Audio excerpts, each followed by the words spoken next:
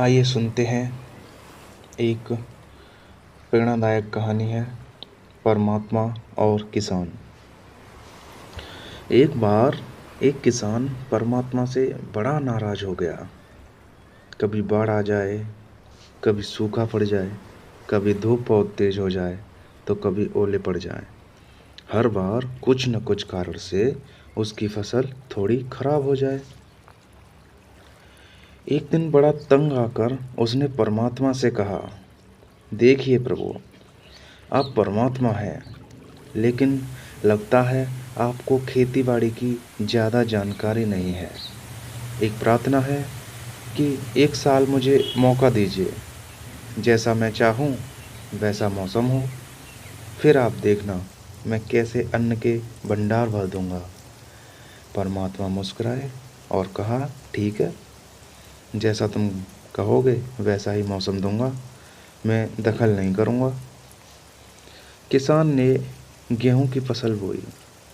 जब धूप चाही तब धूप मिली, जब पानी तब पानी। तेज धूप, ओले, बाढ़, आंधी तो उसने आने ही नहीं दी। फसल के साथ समय के साथ फसल बढ़ी और किसान की खुशी भी, क्योंकि ऐसी फसल तो आज तक नहीं हुई थी।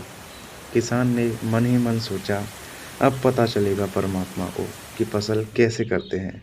बेकार ही इतने बरस हम किसानों को परेशान करते रहे। फसल काटने का समय भी आया। किसान बड़े गर्व से फसल काटने गया, लेकिन जैसे ही फसल काटने लगा, एकदम से छाती पर हाथ रखकर बैठ गया। गेहूं की एक भी बाली के अंदर गेहूं नहीं था। सारी बालियां अंदर से खाली थी। बड़ा दुखी होकर उसने परमात्मा से कहा, प्रभु, ये क्या हुआ? तब परमात्मा बोले, ये तो होना ही था। तुमने पौधों को संघर्ष का जरा भी मौका नहीं दिया। न तेज धूप में उनको तपने दिया, न आंधी ओलों से जूझने दिया। उनको किसी प्रकार की चुनौती का एहसास जरा भी नहीं होने दिया। इसलिए सब पौधे खोखले रह गए। जब आंधी आती है, तेज बारिश होती है, ओले गिरते हैं, तब पौधा अपने बल से ही खड़ा रहता है। वो अपने अस्तित्व बचाने का संघर्ष करता है, और इस संघर्ष से जो बल पैदा होता है वही उसे शक्ति देता है, ऊर्जा देता है, उसकी जीवता को उभारता है। सोने को भी कुंदन बनाने के लिए आग में तपने, हथौड़ी से पिटने, गलने जैसी चुनौतियों से गुजरना पड़ता है, तभी उसकी स्वर्णिम आभा उभरती है, उसे अनमोल बनाती है।